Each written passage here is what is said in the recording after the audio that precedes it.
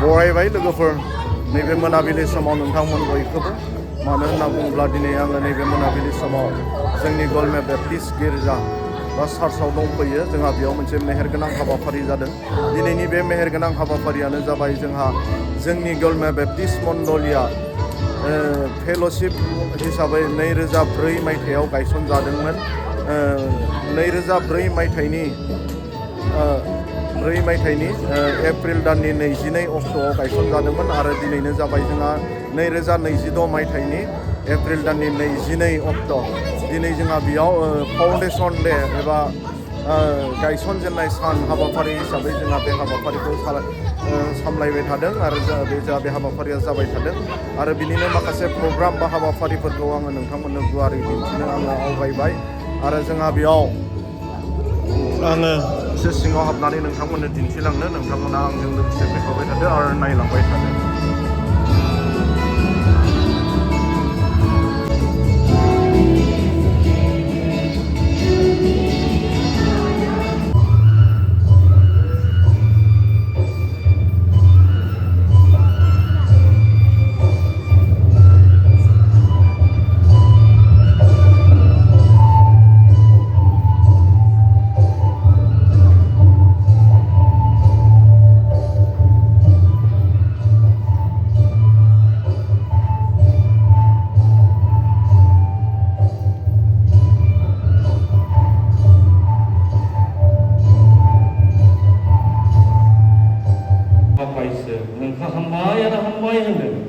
नोंनि अननाय अनोब्ला आशीर्वादनि गेजेरजों जोंनो लागै बिदि मोजां सम खालामनो थाखाय नों इसोर नों गोलैग्रा इसोर नों गोलैग्रा इसोर नों सोरजिगिरि इसोर जोंनो गोनां हामबाय बेबायदि मोजां समनि थाखाय गैयाबा जि नोंनि सिगाङाव गसंदों जि खामानि मावनो थाखाय बे गासैखौ मावनो थांनाय सानफोराव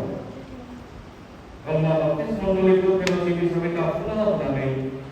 मण्डली हिसाबै गायसनबाय आरो बे सानखौ लोब्बा लाखिनानै जोङो दिनै गलमा बाप्टिस्ट मण्डलिया बेबायदिखौनो मोननो हाबाय जों बे गायसनगिरि आरो जोंनि लोगोफोरनि मोजां खामानि मावग्राफोरखौ जोङो मान सन्मान होनायनि थाखाय जि दिन लादों आफा गावनि बे आशीर्बाद आरो जोंनि हेफाजाबा थाथोंसै आफा जागायजेननायनिफ्राय जोबनायसिम नोंनि बे आशीर्बादखौ जों नागिरना बे भिडिअखौ नुनानै साननो हागौ मानि भिडिअ आरो मा प्रग्राम होननानै नाथाय जोंहा दिनै मा होनना बुङो गलमे बेप्टिस्ट मण्डलिया 23 बोसोर जाबाय फेल'शिपनिफ्राय लानानै दिनैसिम जोंहा 22 एप्रिला जाहैबाय जोंनि गलमे बेप्टिस्ट मण्डली हिसाबै बियो गायसनजेननाय आरो जायफोरखौ नैबे सिगाङाव जेरैबाबो जिरायहोदों बिथांमोना जाबाय बे मण्डलीनि फाउन्डार आरो बिथांमोना इसोरनि खामानि मावबोनाय आरो बे मण्डलीखौ गायसननायाव बिथांमोननि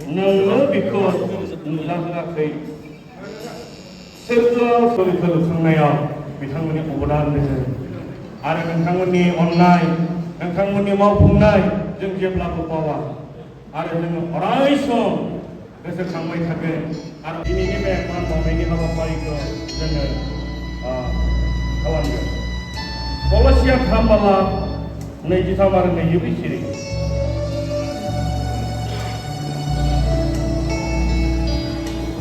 कलसिया 3:23 आरो 24 Kalsia ini oiga teja sobiswar नोङो जेखौनो मावा मानो गोसो मानिजों मावदो फोरबोआनो मावनाय बादिसो मानसिनो मावनाय बादि नङा नोंसोर गोसोआव लाखि फोरबोआ गावनि मानसिफोरनो दोनखानाय बान्थाखौ नोंसोरनो होगोन नोंथांमोना जि मावबोबाय बे गासै मावनायनि बान्था मावनायनि फिथाइ इसोरा नोंथांमोननि न'खर नोंथांमोननि जिबनाव होगोन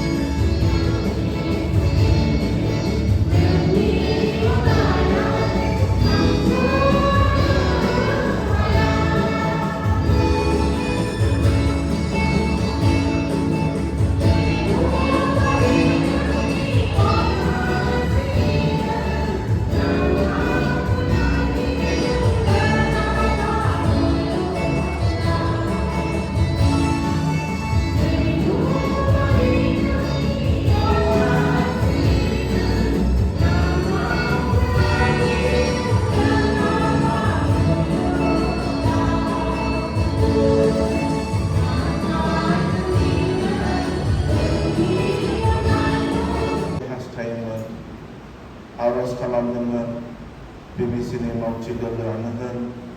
बिसोरनि जेसेबां बिसाहि भाइ बुंनियानो होन दिनै सुंलिदों बिथांमोनखौ आरो गोसो गोरबोजों धन्यबाद होदों बिथांमोननि हास्थायनाय आरो गोरबोनि जिथु आरज बे आरजखौबो इसोरा खोनासंबाय आरो बिहेखरि धन्यबाद होदों दिनै जोंखौ जिबायदिहै मान होदों एक्सुअलि आं अनुभव खालामदों इसोरा धर्मा बाप्टिस्ट मण्डलिनि जायफोर बिसाय फिसाफोर बिथांमोनखौसो इसोरा अदृश्य रुपे मान होदों आरो आलमनिफ्राय आरम्भ खालामनानै गासैनिसिमबो धन्यबाद बावनाय थाबाय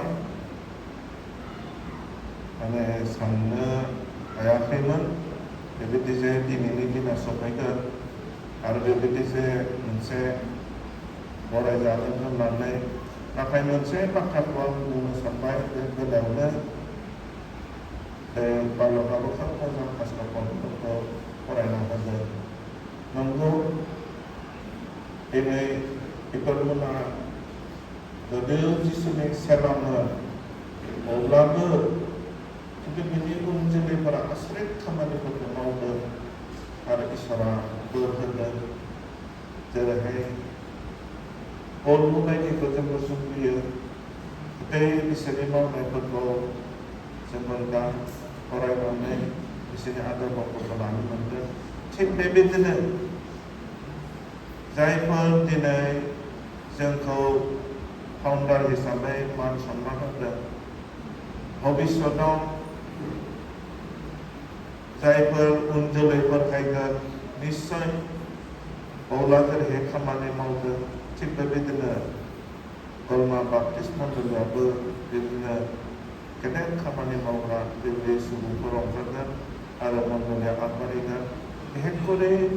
आं बेखौसो बुंनो हास्थायदों जे दंफां फांसे गायोब्ला बेयाव दालाइ बिलाइ बिबार फिथाइ जेरैहाय थायोब्ला खोब मोजां नुयो दिनै गलमा बाप्टिस्ट मण्डलिखौ बै पर्यायखौ आं नुनो मोनदों बेनिखाय गासै गलमानि जेसेबां उन्दैनिफ्राय गेदेरसिम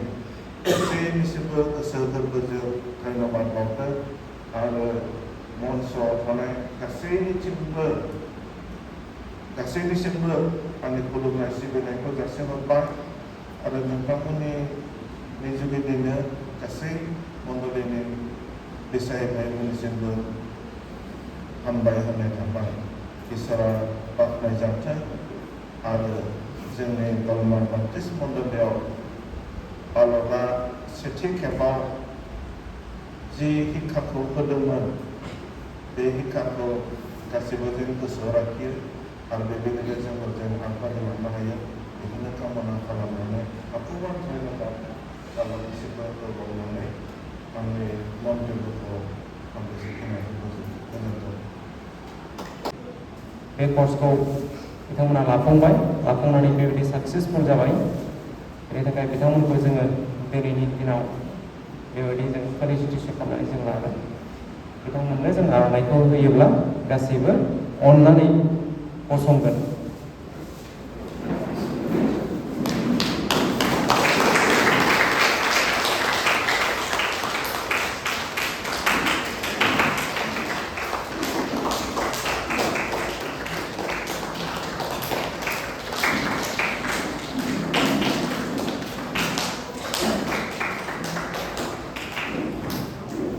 बिथांमोना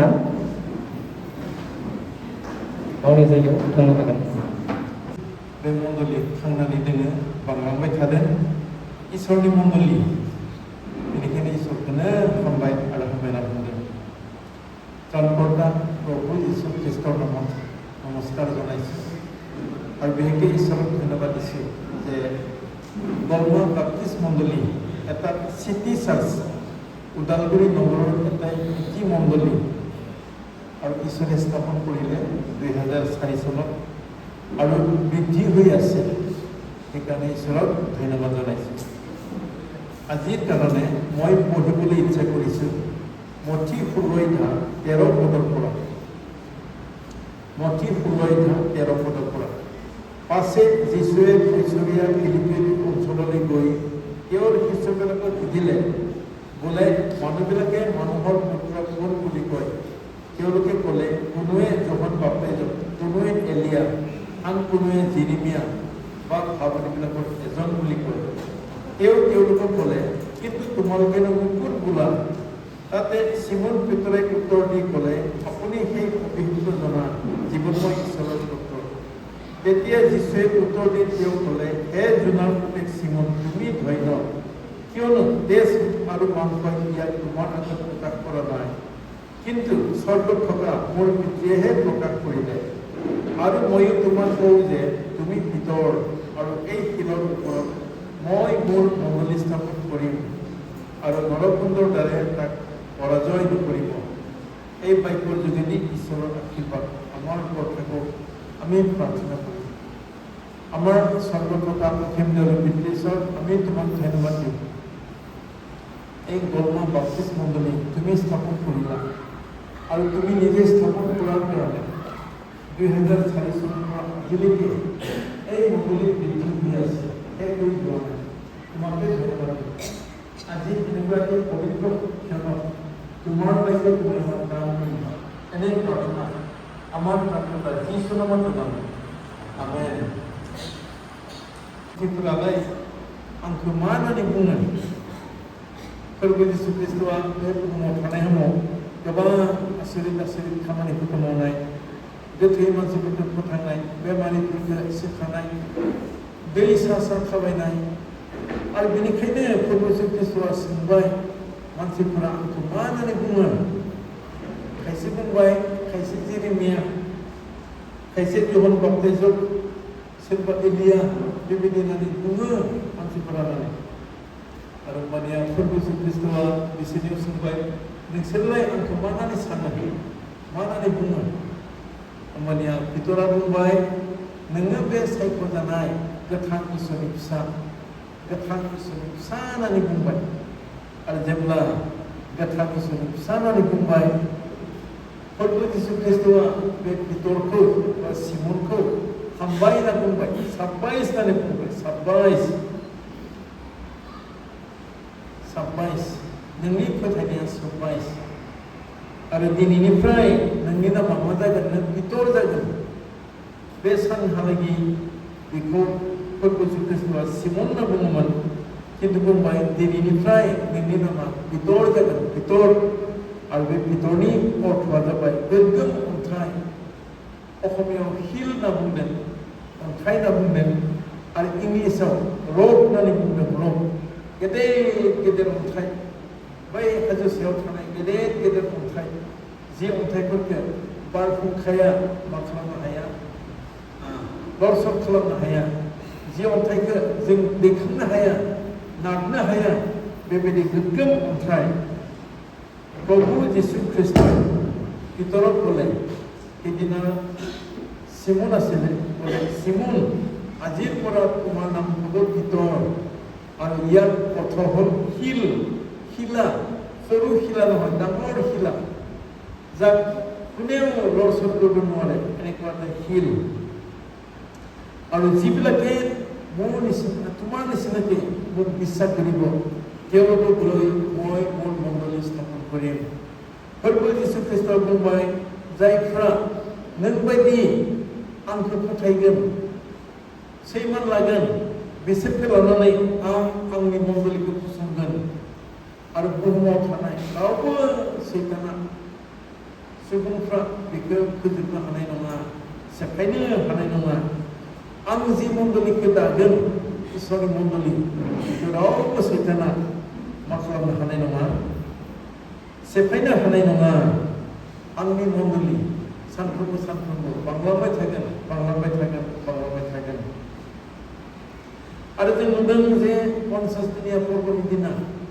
जेरुसालेमाव इसोरनि आत्माया खामानि मावबाय फोरबो जिसु ख्रिस्टआ स्वर्गआव थांखांनानै फोरबो जिसु ख्रिस्टनि सेलाफ्रा आइजोफ्रा गिनानै बेबायदि न' सिङाव हाबसोनानै आरज खालामबाय थादोंमोन आरो जे दिना 50 दिनिया पर्व जाबाय Hedina Isoni Akme Kamani Mawai Isoni Akme Faibai Forbul Yesus Kristus बुंनाय जेब्ला इसोरनि आत्माया फैगोन बे दिनाव नोंसोरखौ जेरुसालेमाव बे जिहुदियाव समरियाव बुहुमनि दाब दाब जायगायाव आंनि नोंसोर साखिफोर जागोन आरो बे दिनाव इसोरनि आत्माया बे पितर जहन जाकुबनि सायाव फैबाय आरो पितर जहन जाकुबमोना बे दिनाव जेरुसालेमाव इसोरनि बायखौ बुंबाय जिसुनि साखि होबाय मा जाखोनो अन्थाइ बायदि पितरा साखि होबाय सिगाङाव लाजि गुसुमोन गियोमोन खन्दै खालामोमोन किन्तु जेब्ला इसोरनि आत्माजों दैदेन जाबाय সেইদিনা जेरुसालेमाव साखि होबाय अन्थाइ बायदि साखि होबाय आरो मा जाखोनो 3,000 मानसिफोरा जिसुखौ नाजावबाय 50 दिनिया পূর্বৰ দিনা পিতৰে সাক্ষ্য দিলে আৰু 3,000 মানুহে যিচুক গ্ৰহণ কৰিলে কেইদিনমান পিছত 5,000 হ'ল 3,000ৰ পৰা 5,000 প্ৰথমে তেওঁলোকে 120 জন আছিলে তাৰপিছত 3,000 হ'ল তাৰপিছত 5,000 হ'ল আৰু দিনে দিনে বাঢ়ি থাকিল ঈশ্বৰনি মণ্ডলী বাংলাবাই থাবাय আৰু বিশেষকৈ পাচনি কৰ্ম কুকুৰাইধা 6 পদआव बेबायदि बुंदों जे बिथांमोना बुहुमखौनो उल्थां फाल्थां खालामबायनानै जि मानसिफोरा जगतके लन्ड बन्द करिले होनना बुंदों आरो बेखौ इंलिश बाइबेलाव टार्न द वर्ल्ड आपसाइड डाउन होनना बुंदों बुहुमखौ बिथांमोना उल्थां फाल्थां खालामबाय 30 ख्रीष्टाब्दआव फोरबो यीशु ख्रीष्टआ गावनि मण्डली जेरुसालेमाव फसंजेनबाय आरो 63 ख्रीष्टाब्दहालागै प्राय 30 बोसोर बे 30 बोसोरावनो बे रमान साम्रायजोआव ख्रीष्टानफ्रा गेदेर दोलो जाबाय फोरबो यीशु ख्रीष्टआ गावनि सेला 12 जन हिस्सा सायख'नाय बिनि गेजेराव सासे इस्करियोत जिहुदा बे थांबाय 11 जन थाबाय आरो बे 11 जनानो साखि होबाय इसोरनि बायखौ बुंबाय उनाव पौला बिथांमोनजों लोगोसे लाबाय आरो बिथांमोना जेसेबां हायो बे जेरुसालेमाव जिहुदियाव समरियाव गुबुन गुबुन जायगाफोराव इसोरनि बायखौ प्रसार खालामबाय आरो मा जाखोनो 61 ख्रीष्टाब्दहालागै 30 ख्रीष्टाब्दनिफ्राय बे ख्रीष्टानफ्रा मोनसे गेदेर दोलो जाबाय सेफायनो हायासै माबायदि गेदेर दोलो जाखो जायफोरा जिसुखौ नाजावबाय ख्रीष्टान जाबाय बिसोरखौ बुबाय खायसेखौ बुथारबाय खायसेखौ सावथारबाय खस्थ' होबाय दाहोना होबाय किन्तु बिथांमोना सिरि सिरि थायासै बुबाबो बुथों बुथारब्लाबो बुथारथों जि खालामब्लाबो खालामथों पितर जहन जाकुबमोना आरो जायफोरा जिसुखौ मोनबाय बिथांमोना एकदम अन्थाइ बायदि साखि होबाय थाबाय बिसोरखौ रसन खालामनो हायासै इसोरनि मण्डली गेदेर मण्डली जाबाय बिथांमोना बुहुमखौनो उल्थां फाल्थां खालामबाय 30 ख्रीष्टाब्दआव सासेबो ख्रीष्टान गैयामोन किन्तु 63 ख्रीष्टाब्दआव 30 बोसोरनि उनाव ख्रीष्टानफ्रा मोनसे गेदेर दोलो जाबाय